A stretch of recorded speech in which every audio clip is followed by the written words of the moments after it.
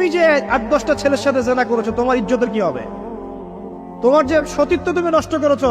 তুমি তো বিয়ের পর কোনো ঘরে গেলে সে হাজবেন্ডও বুঝতে পারবে তুমি আর সতী সাথী নও।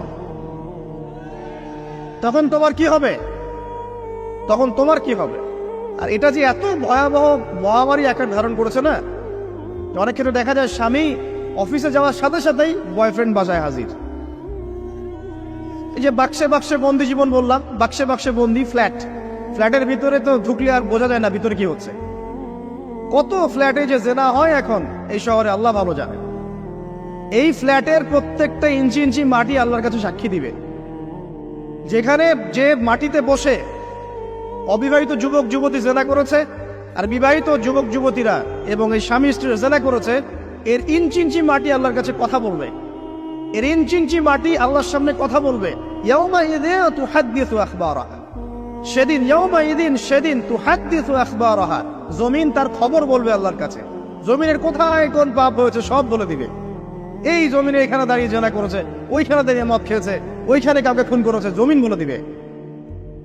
একটা কথা এখানে মাঝখানে বলে দেই, যারা অবিবাহিত যুবক যুবতী আছো, এই লেকচার তোমরা যারা শুনছো, তোমাদের মধ্যে কেউ যদি জেনা করে থাকো, অবিবাহিতর কথা বলছি, তোমাদের কাঁধের মধ্যে এখন 100 বেত্রাঘাতের শাস্তি ঝুলে আছে। সূরা নূরের 1 থেকে 3 নম্বর আয়াত করে দেখবে, অবিবাহিত যুবক যুবতী যদি জেনা করে তাদের শাস্তি হচ্ছে 100 বেত্রাঘাত, তাও জনসমক্ষে, এবং এক বছরের জন্য নির্বাসন। এই বিধানগুলো যদি পৃথিবীর কোনো দেশেও না থাকে, আসমানে আছে। মরার সাথে সাথেই এই বিধান কার্যকর হবে ইনশাআল্লাহ। বাঁচার বুদ্ধি কি? একটাই উপায় আছে। এই লেকচার কানে চলে গেছে, অনতিবিলম্বে ওযু করবে। ওযু করে খালেস ভাবে রাতের শেষ রাতে জায়নামাজ বিছাবে। জায়নামাজ বিছিয়ে আল্লাহর সামনে দাঁড়িয়ে 2 রাকাত নামাজ পড়বে। পড়ে নিজের পাপের কথা স্মরণ করে চোখ দিয়ে দরদর করে পানি ফেলে দিবে। আল্লাহকে সেজদায় গিয়ে বলবে, আল্লাহ আমি জেনা করেছি, আমাকে মাফ করে দাও। আমার এই পাপের কথা কেউ জানে না, তুমি জানো, মাফ করে দাও। এই মাফ নেওয়ার পরে আবার ওই যার সাথে করেছেন ওর সাথে আবার লিঙ্ক আপ করার চেষ্টা করেন না। আসো আমরা জেনা করেছিলাম, আসো বিয়ে করে নেই, এটা সলিউশন না। জেনা করেছেন, আগে তওবা করে ফিরে আসতে হবে, তারপরে পুরো জীবন ইসলামিক লাইফ লিড করতে হবে।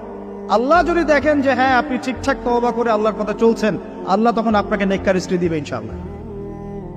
এই এই এই একমাত্র রাস্তা যুবকদের জন্য এবং যুবতীদের জন্যও। যুবকরা না হলে পার পেয়ে যেতে পারে, কারণ একটা কথা সমাজে প্রচলিত আছে না, যে ছেলে মানুষের ইজ্জত তো সহজে যায় না, গোপন হয়ে গেছে, কেউ জানে না, আল্লাহ মাফ করে দিয়েছেন, সে হয়তো পার পেয়ে গেল। কিন্তু এই যে মেয়ে, তুমি যে 8-10টা ছেলের সাথে জেনা করেছো, তোমার ইজ্জতের কি হবে? তোমার যে সতীত্ব তুমি নষ্ট করেছো।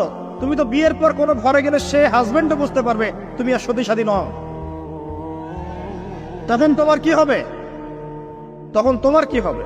বিবাহিত যারা আছে, এই যে দেবর আর ভাবি, এই যে শালি আর দুলা ভাই, মধুর সম্পর্ক না এগুলা? দাঁড়াও, এগুলো মধুর সম্পর্ক। দেখা যায় সুবহানাল্লাহ, এই যে আমার এখানে ফোন আছে না, আমাদের অফিসিয়াল পেজ আছে, অফিসিয়াল পেজে যত প্রশ্ন আসে দেখি ম্যাক্সিমাম জেনা কেন্দ্রিক, ব্যভিচার কেন্দ্রিক, পরকীয়া কেন্দ্রিক। একজন প্রশ্ন করেছে যে দোলা ভাইয়ের চরিত্র এত খারাপ ছিল, আর ওই মেয়ের বয়স তখন কম ছিল, 13 বছর বয়স। 13 বছর বয়সের মেয়ের দিকে সে চোখ দিয়েছে। যাকে বিয়ে করেছে তার সাথে তো সম্পর্ক আছেই, যাকে বিয়ে করেছে ওর সাথে তো সম্পর্ক আছেই। তারপরে আপনার শালীর সাথে সম্পর্ক। এখন শালীর সাথে তার 2 বছর ধরে সম্পর্ক করার পর সেগুলোর ভিডিও ধারণ করেছে, ধারণ করে তাকে ব্ল্যাকমেইল করছে যে যদি আমার সাথে খারাপ কাজে সে রাজি না হয় তাহলে এই ভিডিওগুলো ভাইরাল করে ফেলবে। এই যে অনলাইনের যুগ, এখন তো মানুষ নিশ্চিন্তে মানুষ যে একটা প্রাইভেট লাইফ লিড করবে সেটাও করতে পারে না। প্রাইভেট লাইফের সব কিছু রেকর্ডেড হয়ে যায়, হয় না? এটা একটা ফিতনা, মহা ফিতনা। সে রেকর্ড করেছে, এইভাবে ব্ল্যাকমেইল করে এই শালীর সতীত্ব নষ্ট করলো। 1 বছর 2 বছর না, 3 বছর ধরে। এখন এই মেয়ে প্রশ্ন করছে পেজের মধ্যে যে এখন তার মানসিক অবস্থা এতই খারাপ, সে জিজ্ঞাসা করছে আমি যদি আত্মহত্যা করি তাহলে আমার পাপ হবে কিনা। এই মেয়েটা যদি আপনার বোন হতো কি করতেন আপনি?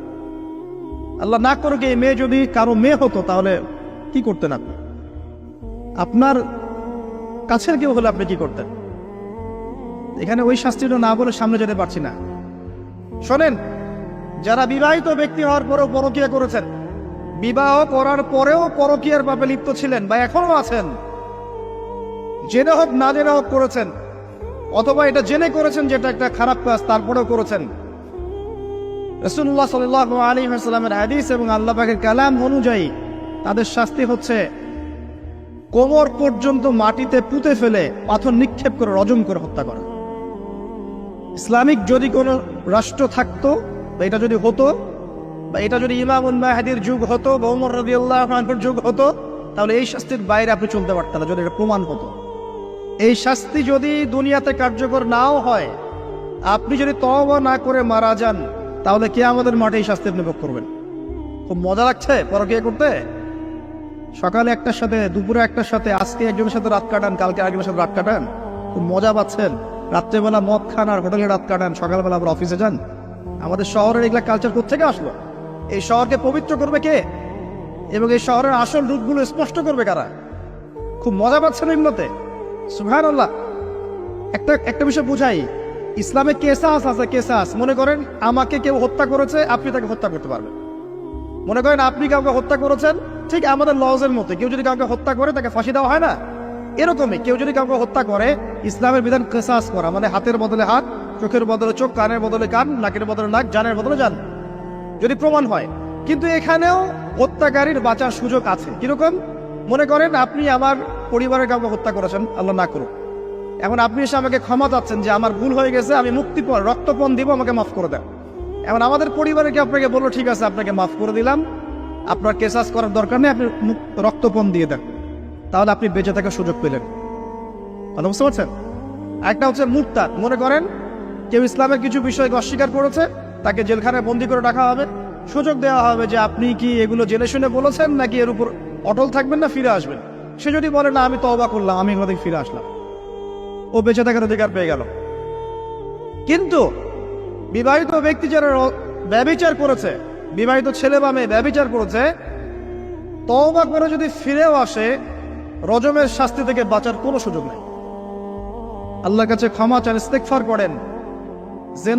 জেনার ফলশ্রুতিতে সমাজে মহামারী নেমে আসে। জেনা, পরকীয়া, অশ্লীলতার কারণে সমাজে এমন সব রোগ ব্যাধির উদ্ভব হয় যেগুলো কখনো ছিল না। এই শহরটা জেনার শহর। আমাদের এই ঢাকা শহর জেনার শহর। আপনাকে এটা বোঝার জন্য আমার লেকচার না শুনে আপনি পেপার পত্রিকা ঘাটেন, অনলাইন সার্চ করেন, দেখবেন এই শহরে আনাচে কানাচে জেনা হয় এবং ওপেন জেনা হয়, মানুষ জেনাকে হালাল মনে করে। এই শহরের যুবক যুবতী যারা একে অপরের সাথে বয়ফ্রেন্ড গার্লফ্রেন্ড কালচারে লিপ্ত আছে, এটাকে তারা হালাল মনে করে, কেউ হারাম মনে করে না।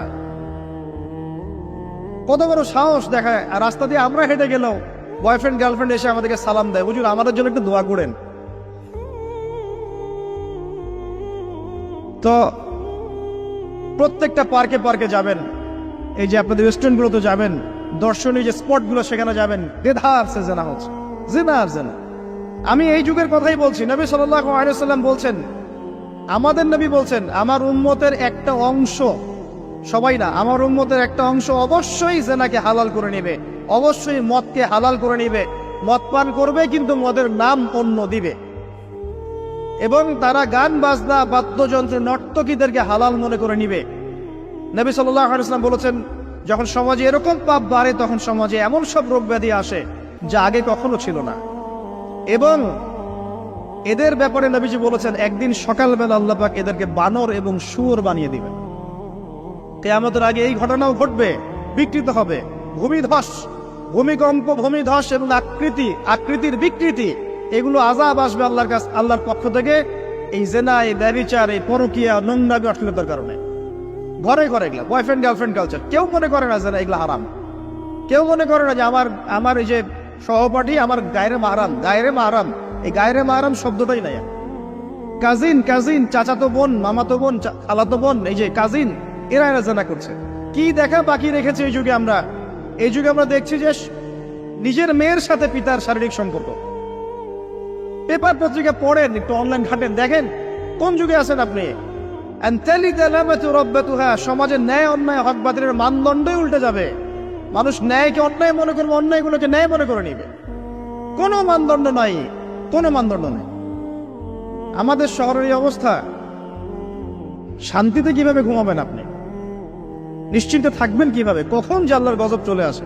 কোরআনে একটা আয়াত আছে, যখন আল্লাহ পাকের গজব আসবে তখন শুধু জালেমদের উপর খাস করে আসবে না। আলেমদেরকে জিজ্ঞাসা করেন, আলেম ওলামাদেরকে জিজ্ঞাসা করেন, যখন আল্লাহর গজব আসবে জালেমদের উপরে শুধু খাস ভাবে আসবে না, সবার উপরে আসবে। আমি খুব ভালো মানুষ, ওয়াজ করছি, নসিহত করছি, পার পেয়ে যাবো এমন ভাবার সুযোগই নাই। আপনাকে আপনার সাধ্য মতো অন্যায়ের প্রতিবাদ করার চেষ্টা করতে হবে। লাতা'মুরুন্না বিল মা'রুফ, নবীজি বলছেন অবশ্যই তোমরা সৎ কাজের আদেশ করো।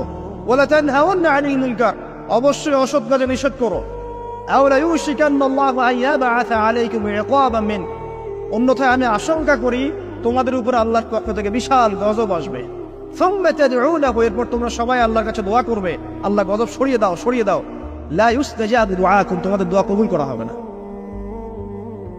নবী সাল্লাল্লাহু আলাইহি ওয়াসাল্লাম বলেছেন, মান রাআ মিনকুম মুনকারান, তোমাদের মধ্যে যে কেউ হুএভার হি ইজ, যে কেউ যদি কোনো মুনকার, নোংরা গর্হিত কোনো কাজ দেখে, তাহলে যেন ফাল ইউগাইয়ির বিয়াদিহি, তার সামর্থ্য থাকলে হাত দিয়ে যেন ঠেকায়।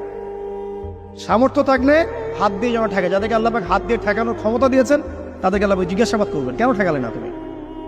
জেনার লাইসেন্স দিলে কেন? মদের লাইসেন্স দিচ্ছে কেন? ঠেকালে না কেন তুমি? অন্যায় কাজকে ঠেকালে না কেন?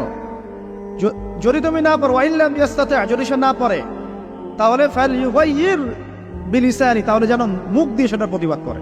এই যে মুখ দিয়ে প্রতিবাদ করার ক্ষমতা আলেম ওলামার আছে, যাদের হাতের ক্ষমতা নেই, মুখের ক্ষমতা আছে।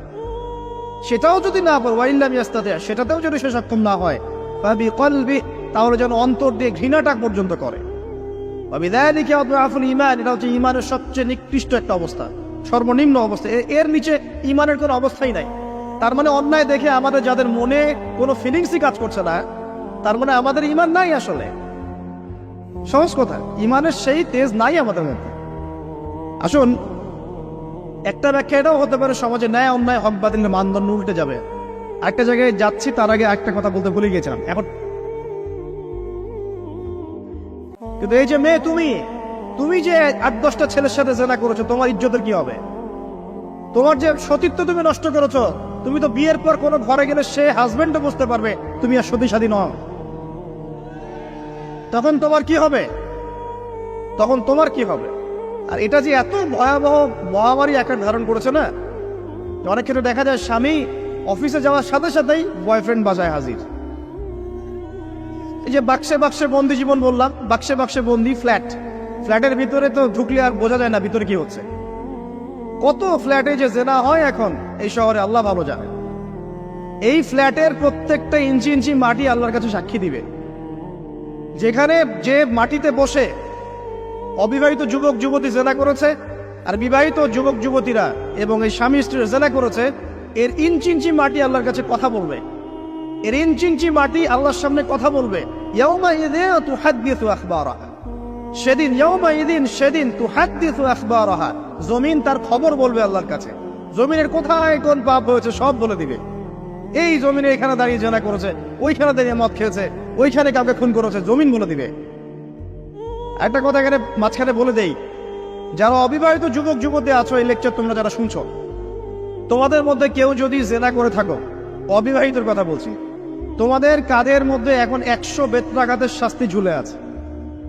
সূরা নূরের 1 থেকে 3 নম্বর আয়াত পড়ে দেখবে, অবিবাহিত যুবক যুবতী যদি জেনা করে তাদের শাস্তি হচ্ছে 100 বেত্রাঘাত, তাও জনসমক্ষে, এবং এক বছরের জন্য নির্বাসন।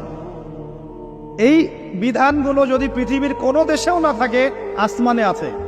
মরার সাথে সাথেই এই বিধান কার্যকর হবে ইনশাআল্লাহ। বাঁচার বুদ্ধি কি? একটাই উপায় আছে।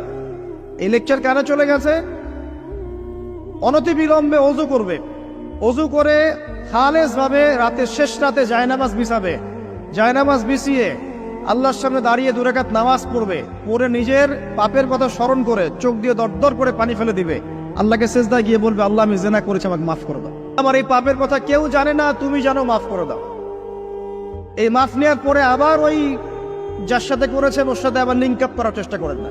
আসো আমরা জেনা করেছিলাম, আসো বিয়ে করে নেই, এটা সলিউশন না। জেনা করেছেন, আগে তওবা করে ফিরে আসতে হবে, তারপরে পুরো জীবন ইসলামিক লাইফ লিড করতে হবে।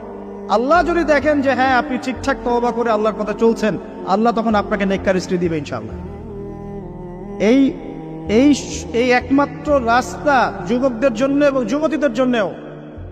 যুবকরা না হলে পার পেয়ে যেতে পারে, কারণ একটা কথা সমাজে প্রচলিত আছে না, যে ছেলে মানুষের ইজ্জত তো সহজে যায় না, গোপন হয়ে গেছে, কেউ জানে না, আল্লাহ মাফ করে দিয়েছেন, সে হয়তো পার পেয়ে গেল। কিন্তু এই যে মেয়ে, তুমি যে 8-10টা ছেলের সাথে জেনা করেছো, তোমার ইজ্জতের কি হবে? তোমার যে সতীত্ব তুমি নষ্ট করেছো, তুমি তো বিয়ের পর কোনো ঘরে গেলে সে হাজবেন্ডও বুঝতে পারবে তুমি আর সতী সাথী নও। তখন তোমার কি হবে? বিবাহিত যারা আছে, এই যে দেবর আর ভাবি, এই যে শালি আর দুলা ভাই, মধুর সম্পর্ক না এগুলা? দাঁড়াও, এগুলো মধুর সম্পর্ক। দেখা যায় সুবহানাল্লাহ, এই যে আমার এখানে ফোন আছে না, আমাদের অফিসিয়াল পেজ আছে, অফিসিয়াল পেজে যত প্রশ্ন আসে দেখি ম্যাক্সিমাম জেনা কেন্দ্রিক, ব্যভিচার কেন্দ্রিক, পরকীয়া কেন্দ্রিক। একজন প্রশ্ন করেছে যে দোলা ভাইয়ের চরিত্র এত খারাপ ছিল, আর ওই মেয়ের বয়স তখন কম ছিল, 13 বছর বয়স। 13 বছর বয়সের মেয়ের দিকে সে চোখ দিয়েছে। যাকে বিয়ে করেছে তার সাথে তো সম্পর্ক আছেই, যাকে বিয়ে করেছে ওর সাথে তো সম্পর্ক আছেই। তারপরে আপনার শালির সাথে সম্পর্ক। এখন শালির সাথে তার 2 বছর ধরে সম্পর্ক করার পর সেগুলোর ভিডিও ধারণ করে তাকে ব্ল্যাকমেইল করছে যে যদি আমার সাথে খারাপ কাজে সে রাজি না হয় তাহলে এই ভিডিওগুলো ভাইরাল করে ফেল। এই যে অনলাইনের যুগ, এখন তো মানুষ নিশ্চিন্তে মানুষ যে একটা প্রাইভেট লাইফ লিড করবে সেটাও করতে পারে না। প্রাইভেট লাইফের সব কিছু রেকর্ডেড হয়ে যায়, হয় না? এটা একটা ফিতনা, মহা ফিতনা। সে রেকর্ড করেছে, এইভাবে ব্ল্যাকমেইল করে এই শালীর সতীত্ব নষ্ট করলো। 1 বছর 2 বছর না, 3 বছর ধরে। এখন এই মেয়ে প্রশ্ন করছে পেজের মধ্যে যে এখন তার মানসিক অবস্থা এতই খারাপ, সে জিজ্ঞাসা করছে আমি যদি আত্মহত্যা করি তাহলে আমার পাপ হবে কিনা। এই মেয়েটা যদি আপনার বোন হতো কি করতেন আপনি? আল্লাহ না করুক এই মেয়ে যদি কারো মেয়ে হতো তাহলে কি করতেন আপনি? আপনার কাছের কেউ হলে আপনি কি করতেন? এখানে ওই শাস্তিটা না বলে সামনে যেতে পারছি না। শোনেন, যারা বিবাহিত ব্যক্তি হওয়ার পরেও পরকীয়া করেছেন, বিবাহ করার পরেও পরকীয়ার পাপে লিপ্ত ছিলেন বা এখনো আছেন, জেনে হোক না জেনে হোক করেছেন, অথবা এটা জেনে করেছেন যেটা একটা খারাপ কাজ তারপরেও করেছেন, রাসূলুল্লাহ সাল্লাল্লাহু আলাইহি ওয়াসাল্লামের হাদিস এবং আল্লাহ পাকের কালাম অনুযায়ী তাদের শাস্তি হচ্ছে কোমর পর্যন্ত মাটিতে পুঁতে ফেলে পাথর নিক্ষেপ করে রজম করে হত্যা করা। ইসলামিক যদি কোনো রাষ্ট্র থাকতো বা এটা যদি হতো, বা এটা যদি ইমামুল মাহদির যুগ হতো বা ওমর রাদিয়াল্লাহু আনহুর যুগ হতো, তাহলে এই শাস্তির বাইরে আপনি চলতে পারতেন না যদি এটা প্রমাণ হতো। এই শাস্তি যদি দুনিয়াতে কার্যকর নাও হয়, আপনি যদি তওবা না করে মারা যান, তাহলে কিয়ামতের মাঠে এই শাস্তি আপনি ভোগ করবেন। খুব মজা লাগছে পরকীয়া করতে। সকালে একটার সাথে, দুপুরে একটার সাথে, আজকে একজনের সাথে রাত কাটান, কালকে আরেকজনের সাথে রাত কাটান, খুব মজা পাচ্ছেন। রাত্রেবেলা মদ খান আর হোটেলে রাত কাটান, সকালবেলা আবার অফিসে যান। আমাদের শহরের এগুলা কালচার কোত্থেকে আসলো? এই শহরকে পবিত্র করবে কে এবং এই শহরের আসল রূপগুলো স্পষ্ট করবে কারা? খুব মজা পাচ্ছেন এগুলোতে। সুবহানাল্লাহ। একটা বিষয় বুঝাই, ইসলামে কেসাস আছে, কেসাস। মনে করেন আমাকে কেউ হত্যা করেছে, আপনি তাকে হত্যা করতে পারবেন। মনে করেন আপনি কাউকে হত্যা করেছেন, ঠিক আমাদের লজের মধ্যে কেউ যদি কাউকে হত্যা করে তাকে ফাঁসি দেওয়া হয় না, এরকমই কেউ যদি কাউকে হত্যা করে, ইসলামের বিধান কেসাস করা, মানে হাতের বদলে হাত, চোখের বদলে চোখ, কানের বদলে কান, নাকের বদলে নাক, জানের বদলে জান, যদি প্রমাণ হয়। কিন্তু এখানেও হত্যাকারীর বাঁচার সুযোগ আছে। কিরকম? মনে করেন আপনি আমার পরিবারের কাউকে হত্যা করেছেন, আল্লাহ না করুক। এখন আপনি এসে আমাকে ক্ষমা চাচ্ছেন যে আমার ভুল হয়ে গেছে, আমি মুক্তিপণ, রক্তপণ দিব, আমাকে মাফ করে দেন। এখন আমাদের পরিবারে কি আপনাকে বললো ঠিক আছে আপনাকে মাফ করে দিলাম, আপনার কেসাস করার দরকার নেই, আপনি রক্তপণ দিয়ে দেন, তাহলে আপনি বেঁচে থাকার সুযোগ পেলেন। কথা বুঝতে পারছেন? একটা হচ্ছে মুরতাদ। মনে করেন কেউ ইসলামের কিছু বিষয়কে অস্বীকার করেছে, তাকে জেলখানায় বন্দি করে রাখা হবে, সুযোগ দেওয়া হবে যে আপনি কি এগুলো জেনে শুনে বলেছেন নাকি এর উপর অটল থাকবেন না ফিরে আসবেন। সে যদি বলে না আমি তওবা করলাম, আমি এগুলো থেকে ফিরে আসলাম, ও বেঁচে থাকার অধিকার পেয়ে গেল। কিন্তু বিবাহিত ব্যক্তি যারা ব্যভিচার করেছে, বিবাহিত ছেলে বা মেয়ে ব্যভিচার করেছে, তওবা করে যদি ফিরেও আসে, রজমের শাস্তি থেকে বাঁচার কোনো সুযোগ নেই। আল্লাহর কাছে ক্ষমা চান, ইস্তেগফার করেন। জেনার ফলশ্রুতিতে সমাজে মহামারী নেমে আসে। জেনা, পরকীয়া, অশ্লীলতার কারণে সমাজে এমন সব রোগ ব্যাধির উদ্ভব হয় যেগুলো কখনো ছিল না। এই শহরটা জেনার শহর, আমাদের এই ঢাকা শহর জেনার শহর।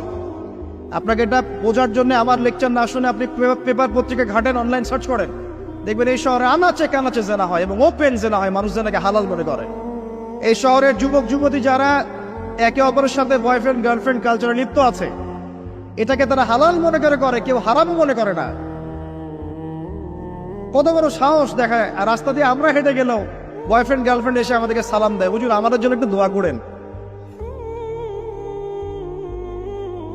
তো প্রত্যেকটা পার্কে পার্কে যাবেন, এই যে আপনাদের রেস্টুরেন্টগুলোতে যাবেন, দর্শনীয় যে স্পটগুলো সেখানে যাবেন, দেধার সে জেনা হচ্ছে, জেনা আর জেনা। আমি এই যুগের কথাই বলছি। নবী সাল্লাল্লাহু আলাইহি ওয়াসাল্লাম বলছেন, আমাদের নবী বলছেন, আমার উম্মতের একটা অংশ, সবাই না, আমার উম্মতের একটা অংশ অবশ্যই জেনাকে হালাল করে নেবে, অবশ্যই মদকে হালাল করে নেবে, মদ পান করবে কিন্তু মদের নাম অন্য দিবে, এবং তারা গান বাজনা বাদ্যযন্ত্র নর্তকীদেরকে হালাল মনে করে নিবে। নবী সাল্লাল্লাহু আলাইহি ওয়াসাল্লাম বলেছেন, যখন সমাজে এরকম পাপ বাড়ে তখন সমাজে এমন সব রোগ ব্যাধি আসে যা আগে কখনো ছিল না। এবং এদের ব্যাপারে নবীজি বলেছেন, একদিন সকালবেলা আল্লাহ পাক এদেরকে বানর এবং শুয়োর বানিয়ে দিবেন।